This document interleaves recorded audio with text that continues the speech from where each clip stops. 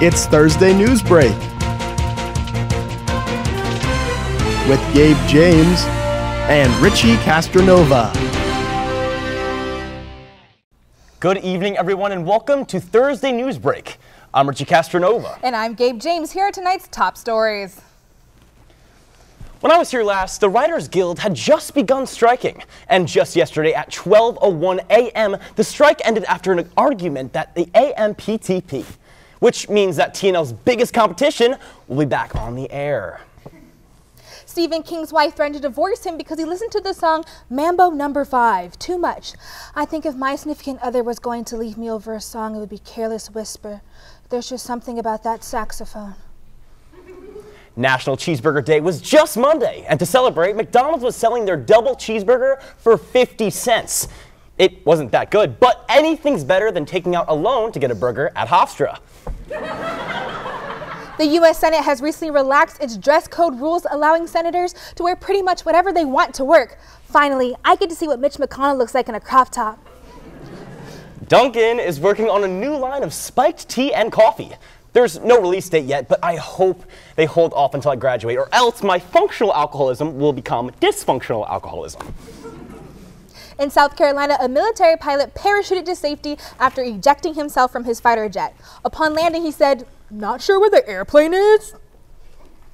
Kraft is recalling some American cheese slices over a potential choking hazard.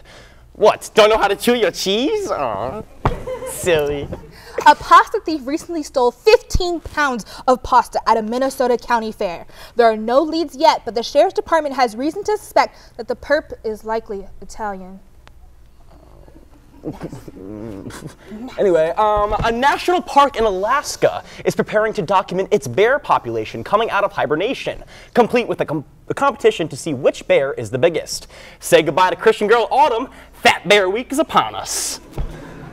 President Biden has unveiled his new Climate Corps, a plan to save the planet from climate change by getting young people to do all the work.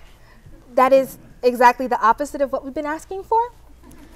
The Consumer Product Safety Commission has released a musical album with the goal of informing young adults to product safely.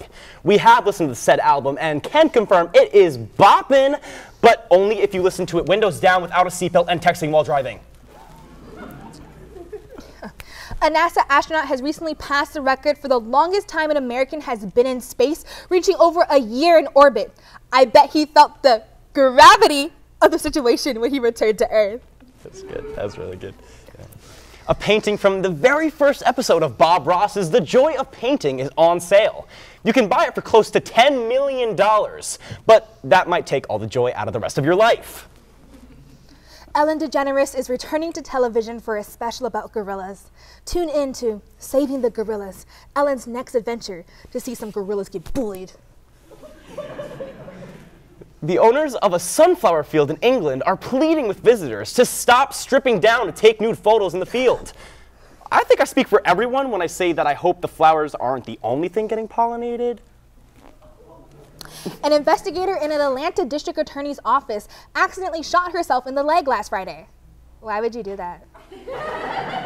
An Australian grocery store was shut down after a spider capable of causing permanent erections was found on the premises. Permanent erections? I don't think so. I mean, that spider's not even that hot. Oh my God. A meteorite crater on a Dublin beach turned out to be a hole dug by beachgoers during a sunny spell.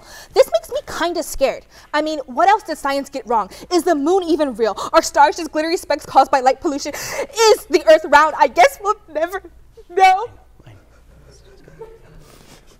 Republican lawmaker Lauren Boebert was escorted out of a theater in Denver during a performance of the musical Beetlejuice after being accused of disruptive behavior. Sources say she got really excited about the song The Whole Being Dead Thing, which is another way of describing her career.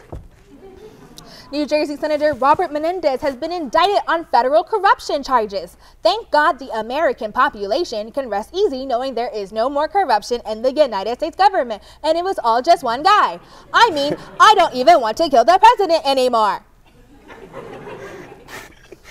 The company DraftKings released a statement recently apologizing for using a 9/11 themed promotion on their website. We will never forget DraftKings. Two senior living communities waged war last week. Their battlefield, bowling. The competition got so intense that 3 people had heart attacks. A variety of grapes that is resistant to the cold has been developed in North Dakota. Finally, grapes I can put in the fridge. Rudy Giuliani is currently being sued by his own lawyer for $1.3 million in legal expenses, which Giuliani thinks is in excess. To put it into perspective, $1.3 million translates to about 1 meal, no bev, at the stew. Donald Trump was recently arrested in Georgia for an election case. This mugshot, also known as What I Look Like When I'm High, was taken at a Georgia prison along with several other controversial politicians. This has become the first time a former president has been charged with a crime. Many are saying this makes President Trump the worst president of all time. Here to comment are the ghosts of Herbert Hoover and Ronald Reagan. Hello, everybody. Mr. President. Mr. President. Welcome, former presidents.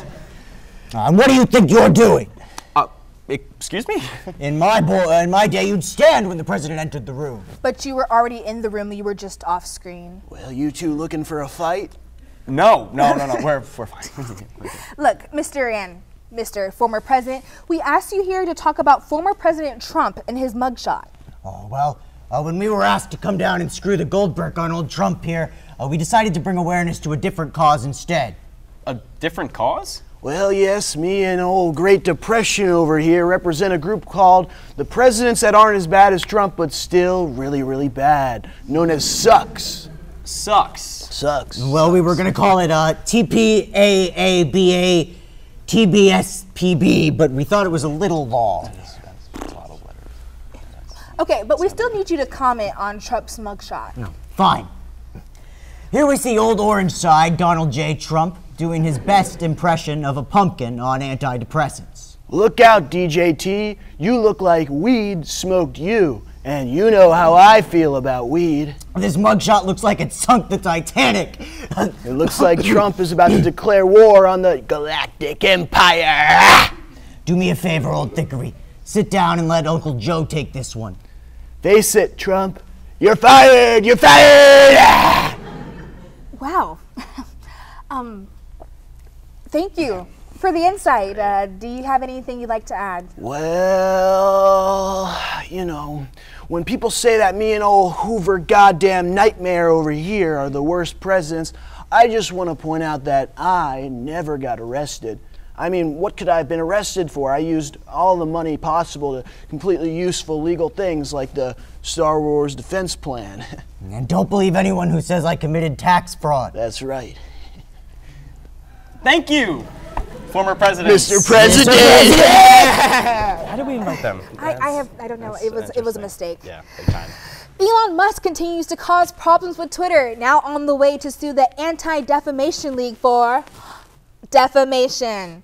I think if the whole league is at your doorstep, it's just called the truth at that point, Elon. A woman in Michigan climbed into a porta potty to retrieve her missing Apple Watch. Sounds like a pretty poopy situation to me. Oh, be you. An Ontario woman claims she doesn't know why she was sent 1,000 Trojan condoms. I think we know, Joelle. I think we know. Kim Jong-un and Vladimir Putin recently held a meeting together to discuss their fight against imperialism. I see the League of Villains is finally starting to form. I can't wait to see Biden in spandex and a cape at his next speech. Oh my goodness. God.